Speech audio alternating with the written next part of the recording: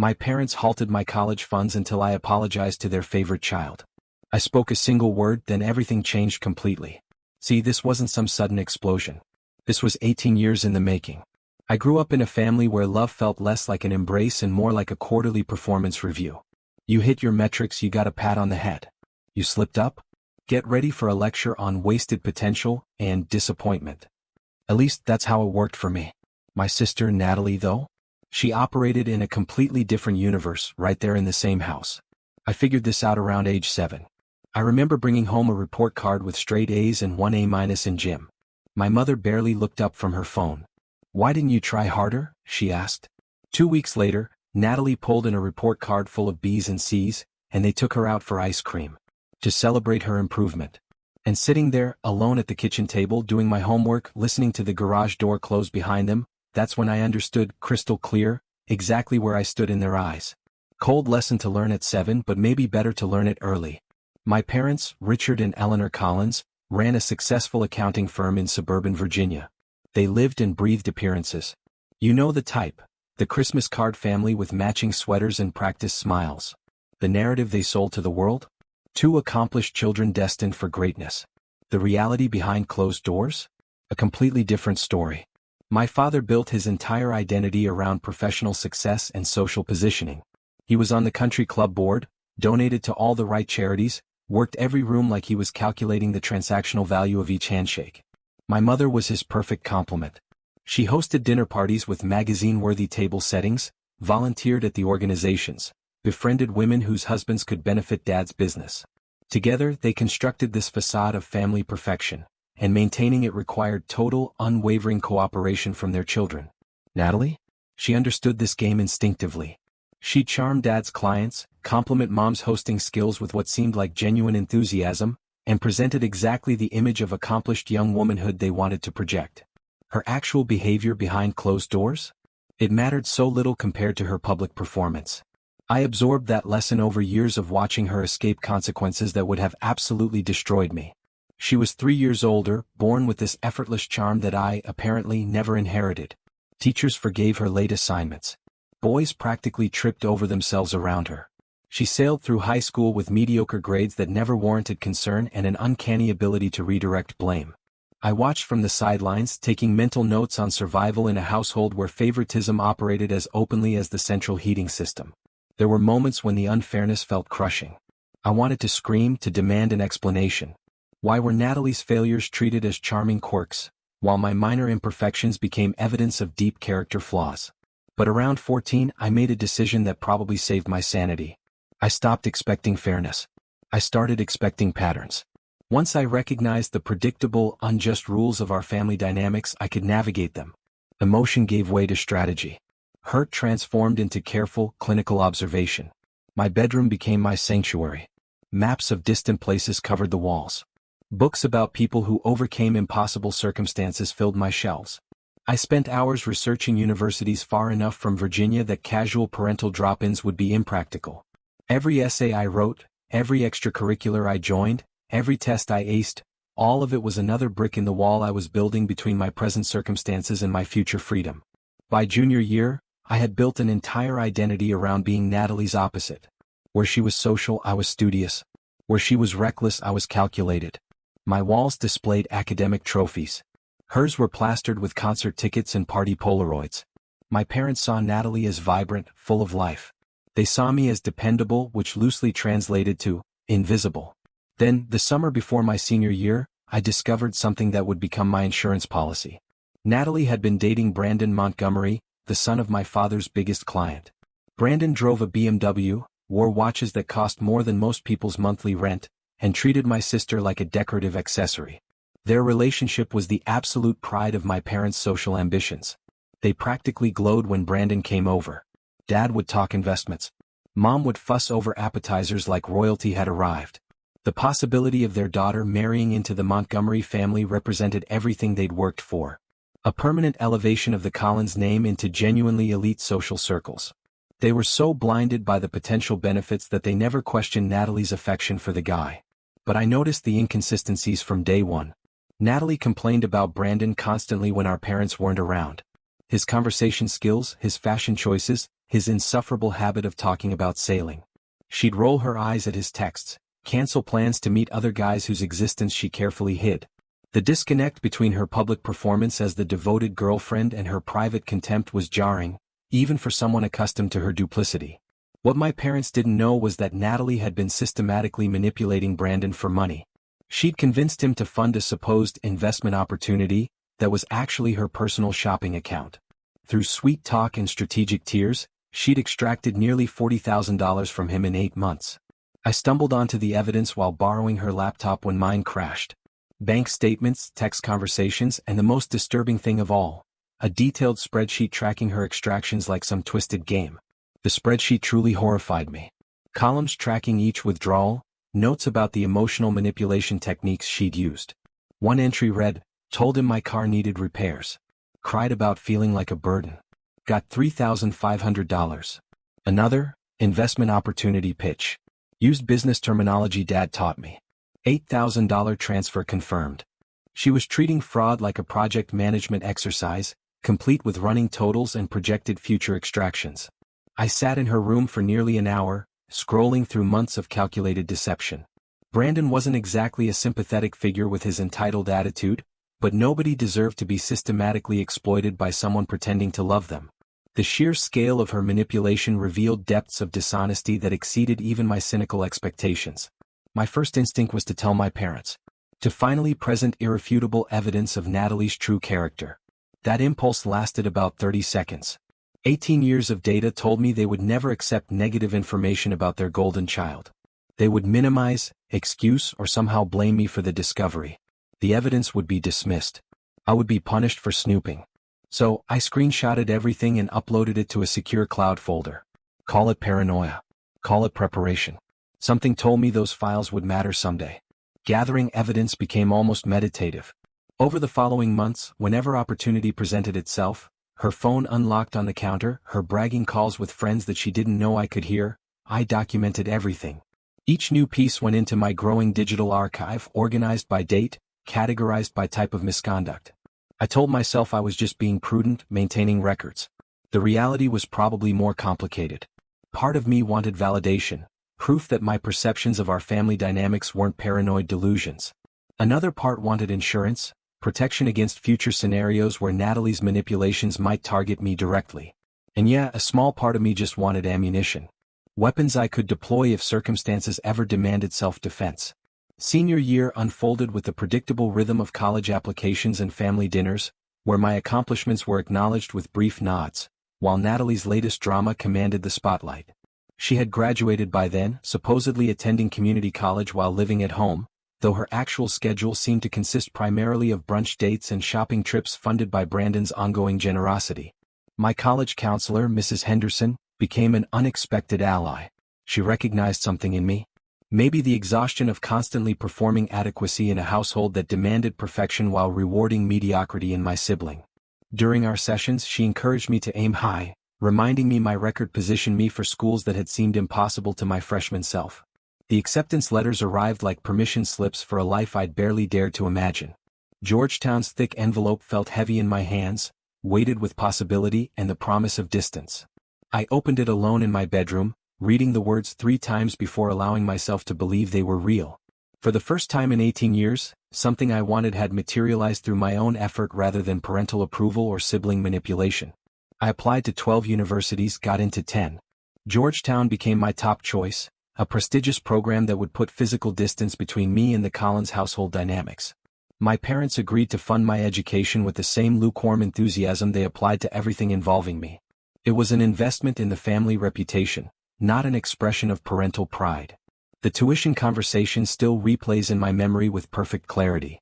My father, behind his desk, reviewing the financial aid package, calculating our family's contribution like a business acquisition, evaluating return on investment. My mother suggested a state school, something closer where they could keep an eye on me. The implication, that I needed supervision while Natalie had been trusted independently, was not lost on me. I pushed back gently, citing Georgetown's rankings, framing my ambitions in the language of reputation enhancement they understood. They eventually agreed, though my father made sure I knew continued funding depended on sustained academic performance and appropriate behavior. Translation: Stay useful. Stay quiet. Don't embarrass us. The fall semester of my freshman year proved transformative. For the first time, I existed outside my sister's shadow. Professors knew my name for my contributions, not as Natalie's little brother. I made friends who appreciated my dry humor and fierce loyalty. I maintained a near-perfect GPA while working part-time at the campus library. Those months tasted like freedom. Like the person I was always meant to become finally had room to breathe. My roommate, Ryan, whose family had recently moved to the DC area, became my first real friend outside the social ecosystem my parents had cultivated. His family actually enjoyed spending time together. Siblings supported each other. Parents expressed pride without conditions attached. Hearing his stories about holidays felt like anthropological research into an alien culture. He listened to my carefully edited stories about home with growing concern, eventually telling me my family dynamics sounded deeply unhealthy. Nobody had ever named it so directly before. The library job gave me more than pocket money.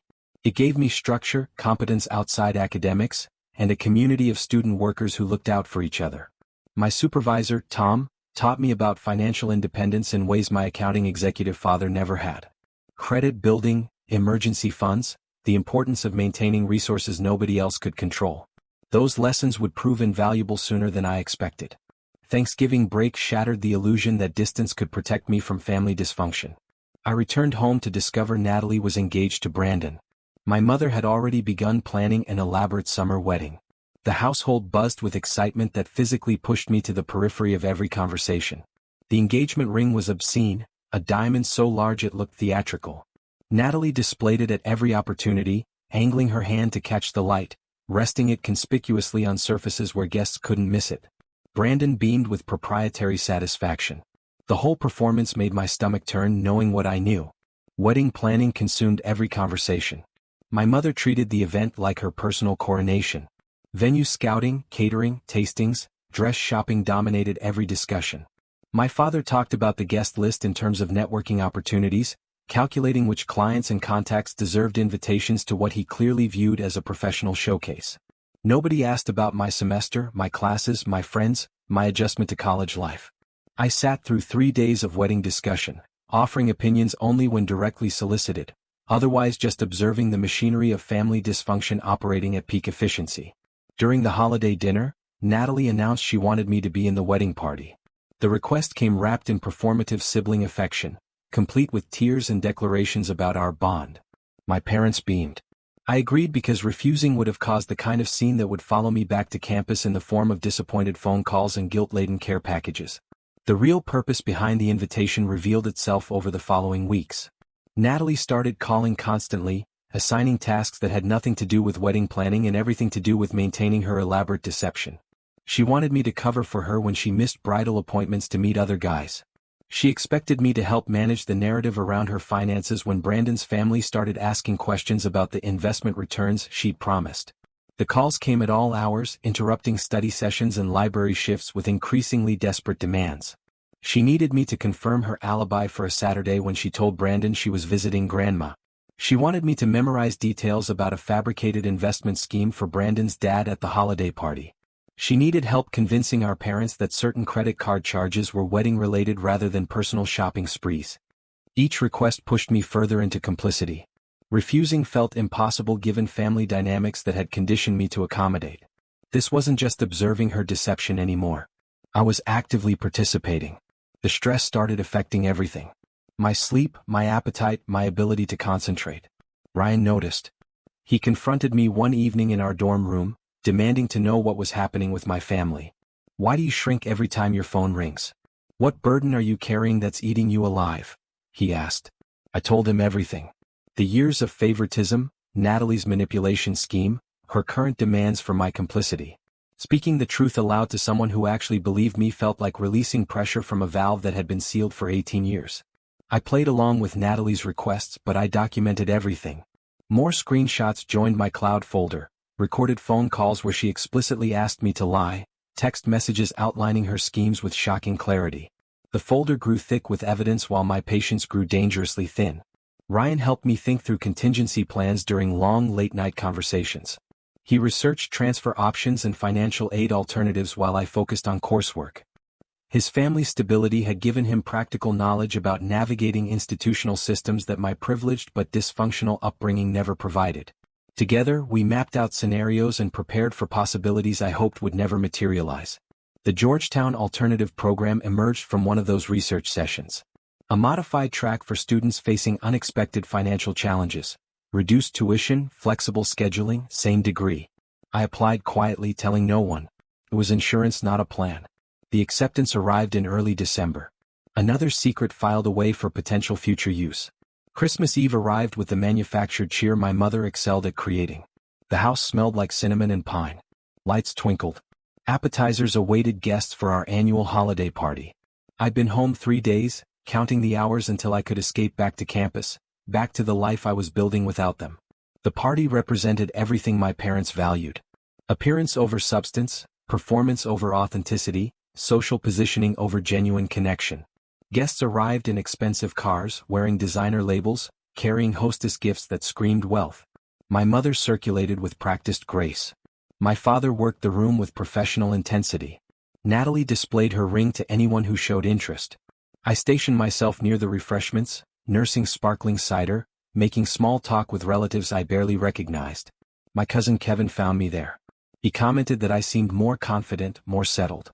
The observation touched something tender, a reminder that personal growth was visible to people who cared enough to notice. Brandon's family arrived fashionably late, making an entrance that drew the entire room's attention. His mother, Victoria, wore a statement necklace that probably cost more than my semester's textbooks. His father, Charles, radiated that particular smugness of inherited wealth, immediately engaging my dad in conversation about market trends. Brandon gravitated toward Natalie with the proprietary air of someone showing off a recent acquisition. Then the trouble started. It began innocently enough. Victoria Montgomery cornered me near the punch bowl. She started asking pointed questions about Natalie. She'd noticed inconsistencies in the investment story, unexplained purchases on credit card statements Brandon thought were private, a pattern of behavior that didn't align with the sweet girl her son had presented.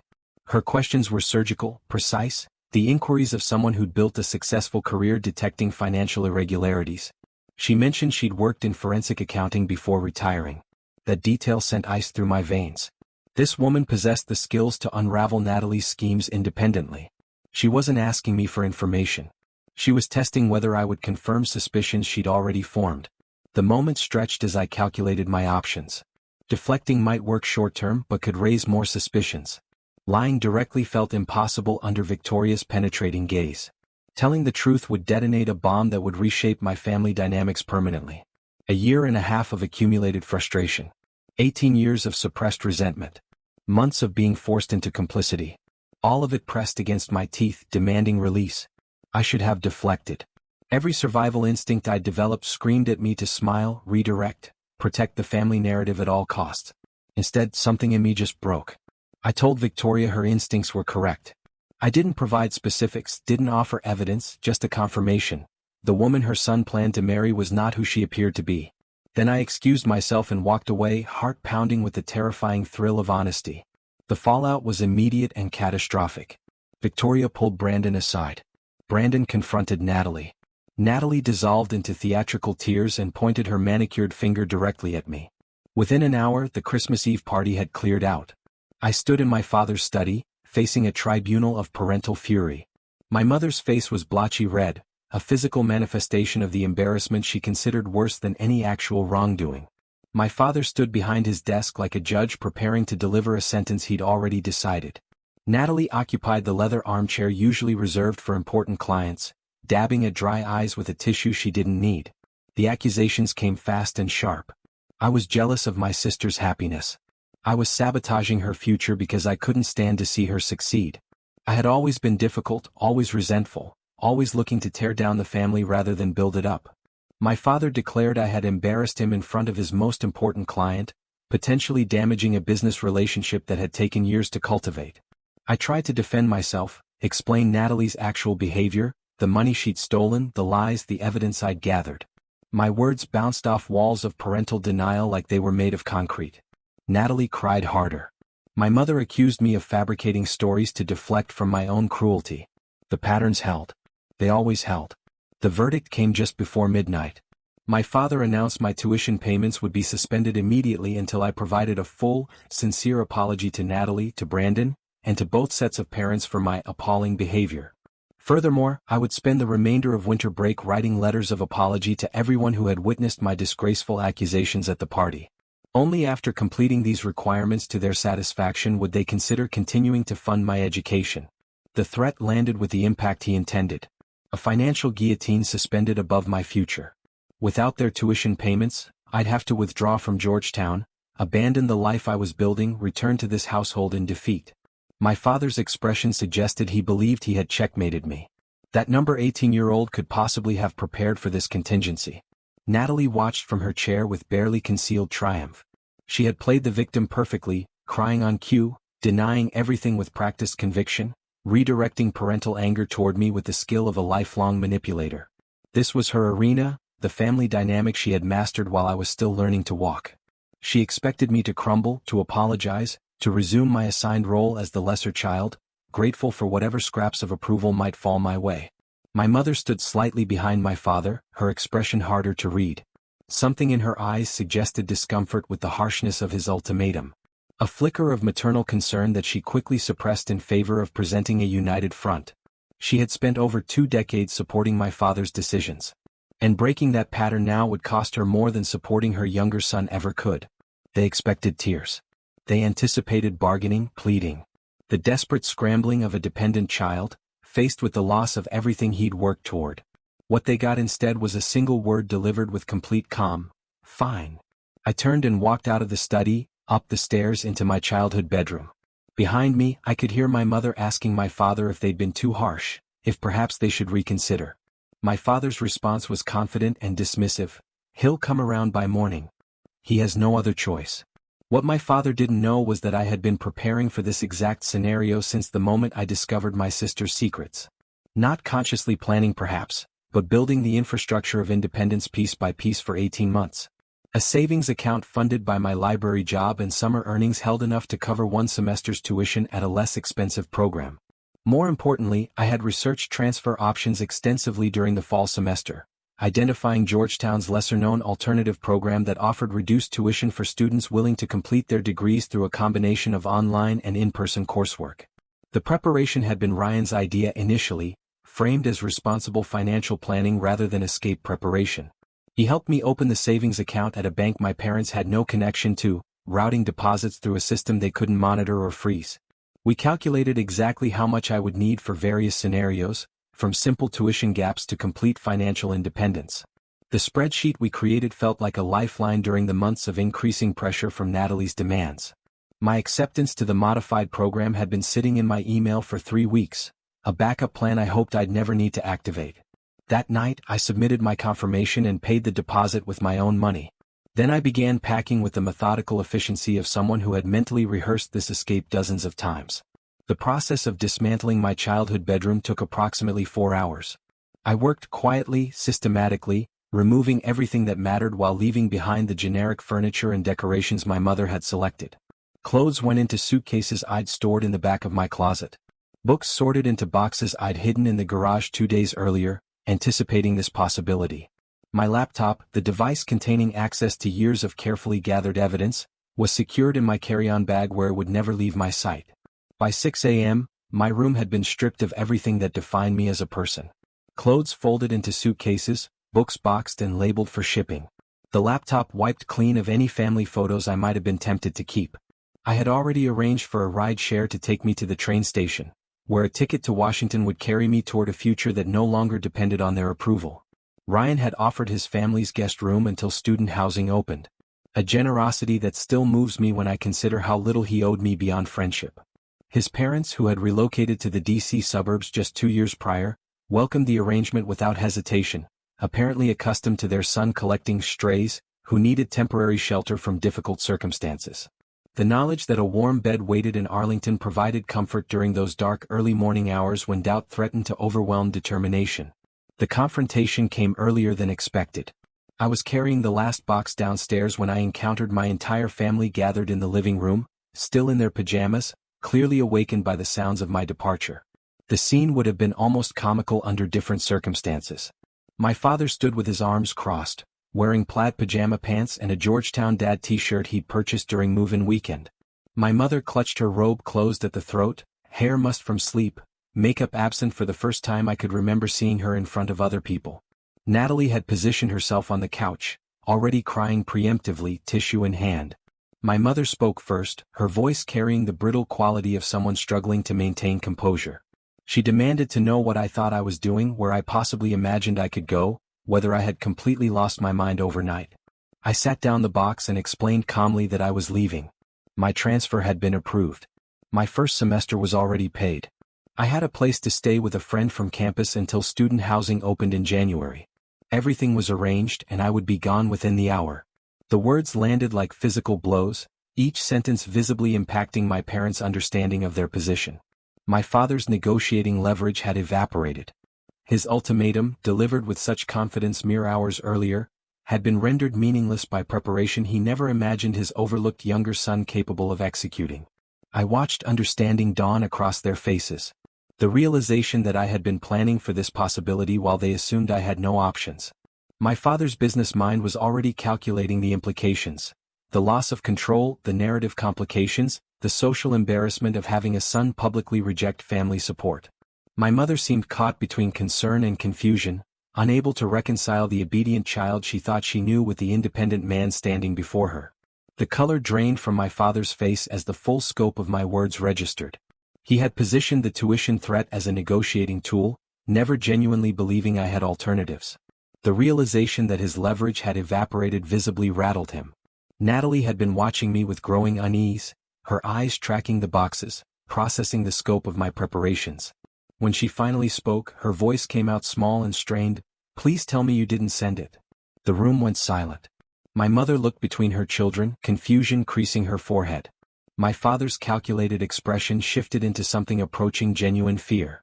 "Send what?" he asked. I let the question hang in the air for a moment, savoring the reversal of power dynamics that had governed my entire life. Then I explained. I had emailed Brandon directly. Attached was every piece of evidence I had gathered over the past 18 months. The bank statements, the text conversations, the spreadsheet tracking stolen money, the recorded phone calls where Natalie explicitly detailed her manipulation strategy. The email, I told them, had been scheduled to send automatically at midnight unless I manually canceled it. Given that I had been occupied with family accusations and packing, cancellation had slipped my mind entirely. By now Brandon had certainly reviewed the contents. And given the Montgomery family's tendency toward early rising, I suspected they had seen everything as well. This detail wasn't entirely accurate. I had actually sent the email manually at approximately 2 a.m. after confirming my transfer and packing the first round of boxes. But the scheduled send story provided better dramatic framing and plausible deniability about my intent. In truth, I had made a deliberate choice to expose Natalie's schemes, knowing full well what consequences would follow. The evidence package had taken hours to compile properly. I organized documents chronologically, added explanatory notes for context, and included a cover letter expressing regret that Brandon had been deceived by someone he trusted.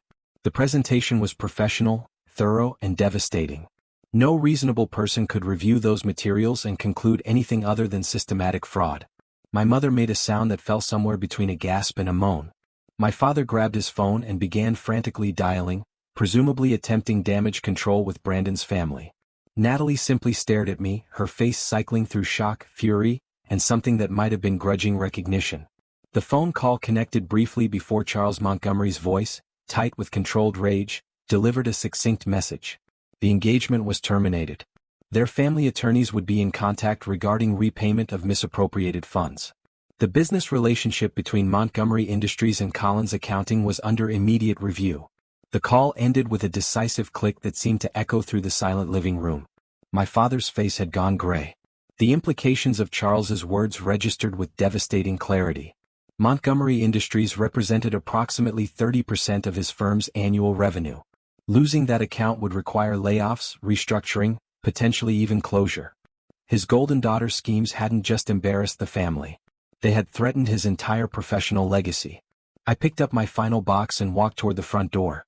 My ride share was 2 minutes away. The train departed in 45 minutes. Georgetown awaited, along with a life built on my own terms rather than conditional family approval. My father's voice stopped me at the threshold. He demanded that I stay, that we discuss this rationally, that I understand the consequences of what I had done. His tone had shifted from authoritative to almost pleading, a transition I had never witnessed in 18 years of living under his roof. I turned back one final time. I told him that consequences were exactly what I understood.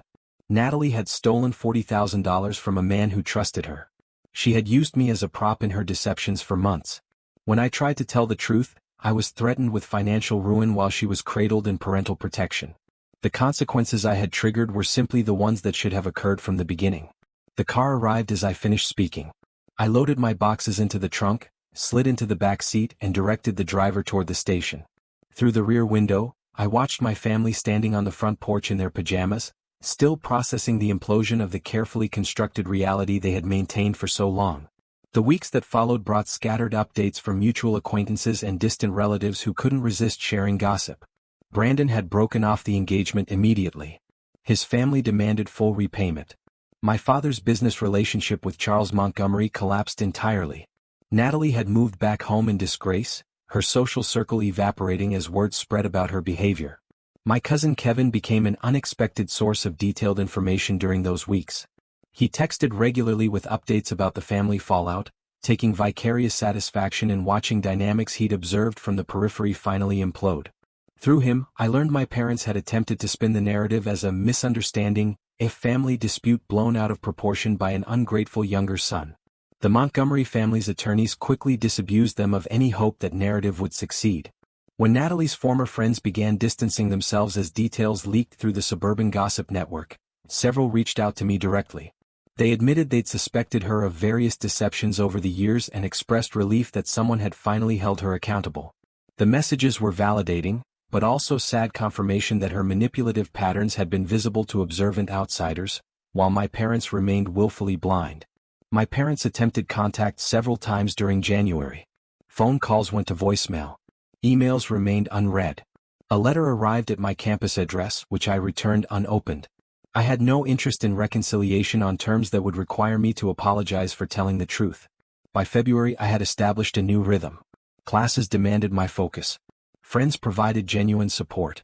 The modified program actually suited my learning style better than the traditional track, allowing me to work more hours while still progressing toward my degree. Financial independence tasted like cheap coffee and ramen noodles, but also like dignity and self-respect. Ryan's family hosted me for 3 weeks in Arlington before housing opened, treating me with warmth that felt almost overwhelming. His mother made enormous breakfasts and asked genuine questions about my classes and interests. His father offered advice about financial planning with none of the transactional undertones that characterized my own father's guidance.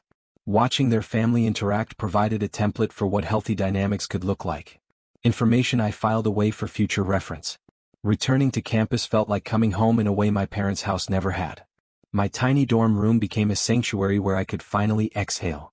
The first night back I sat on my bed and processed everything for nearly an hour. The weight I'd been carrying for years finally starting to lift. My uncle Frank, my father's brother, who had always existed somewhat outside the family dynamics, reached out in early March. He'd heard the entire story from multiple perspectives and wanted me to know he supported my decision. More practically, he offered to co-sign a private student loan that would ease my financial pressure without strings attached to parental expectations. I accepted gratefully. Spring semester ended with honors. Summer brought an internship at a small consulting firm where my work ethic and analytical skills earned genuine praise rather than grudging acknowledgement. I rented a tiny studio apartment in a neighborhood that required 3 locks on the door but allowed me to walk to work without relying on anyone else's generosity. The consulting internship opened doors I hadn't known existed.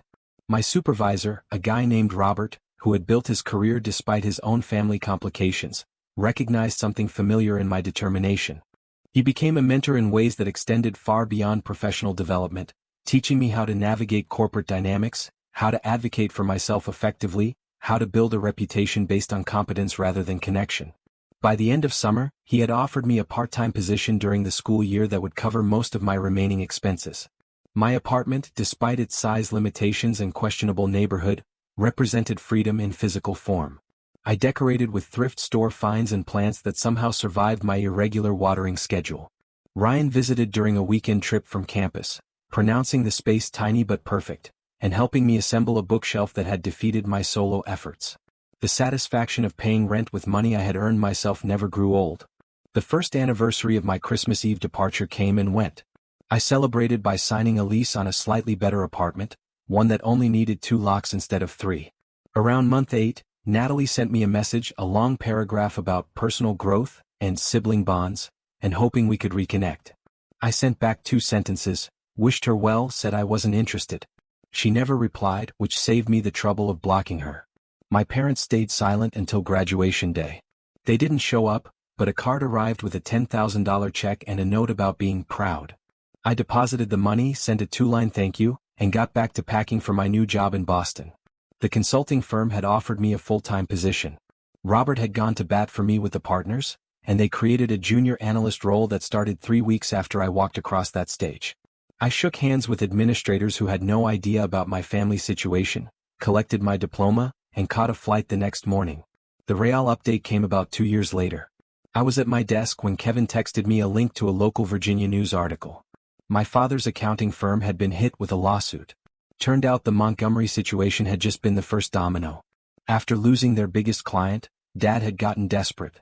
Started cutting corners, fudging numbers for other clients to keep them happy. One of those clients got audited by the IRS, and the whole thing unraveled fast. The article mentioned potential criminal charges, license revocation, the works. I read it twice, then closed the browser and went back to my spreadsheet. Not my circus anymore. Kevin kept me updated over the following months. Dad avoided prison but lost his CPA license permanently. The firm dissolved. My parents had to sell the house, the big one with the 3-car garage and the professionally landscaped yard that had hosted all those Christmas parties. They moved into a condo. My mother started working part-time at a retail store. My father, the man who had lectured me about ROI and professional reputation my entire childhood, was now doing freelance bookkeeping for small businesses who didn't know his history. Natalie, meanwhile, had been forced to get an actual job when the family money dried up. She worked at a real estate office doing admin work. No more brunch dates. No more shopping sprees. Kevin said she'd gained weight and stopped posting on social media entirely. The Montgomery family got their $40,000 back plus interest. Their attorneys had made sure of that before the firm collapsed. I ran into Brandon Montgomery exactly once, about 3 years after everything went down. Conference in Chicago. I was there representing my firm. He was there with his father's company. He recognized me across the hotel lobby. Walked over. I braced for awkwardness. Instead, he shook my hand and thanked me. Said that email had been the wake-up call he needed. He'd been so blinded by Natalie's act that he never saw the patterns. After the breakup, he'd done some serious self-reflection about why he'd been such an easy target. He was engaged now to a woman he'd met through work, someone his mother actually approved of, he said with a slight smile. I told him I was glad things worked out. We exchanged business cards and went our separate ways. I doubt we'll ever use them, but the interaction felt like a final closing of that chapter. The last time I saw my family was at my grandmother's funeral 3 years ago now. I flew in for the service, kept to myself, sat in the back row. My parents were up front with Natalie. They looked older, smaller. My father had developed a stoop I didn't remember. After the burial, Natalie caught me in the parking lot, asked if we could talk. I gave her 5 minutes. She told me losing everything had forced her to actually look at herself. She had a steady job now, a small apartment, a rescue dog. Nothing fancy, but it was hers. She wasn't asking for money or favors. She just wanted me to know she understood now why I did what I did. I told her I appreciated her saying that. Then I got in my rental car and drove to the airport. She texted me on my birthday that year. I sent back a thumbs-up emoji. That's about the extent of our relationship now, and I'm fine with that. My parents send Christmas cards. I send them back. We've had exactly 2 phone calls in 5 years. Both under 3 minutes, both painfully awkward. They've never apologized. I've never asked them to. So, what would you have done in my place if your family backed you into a corner like that? Have you ever had to choose between the truth and keeping the peace? Let me know in the comments below. I'd really love to hear your thoughts.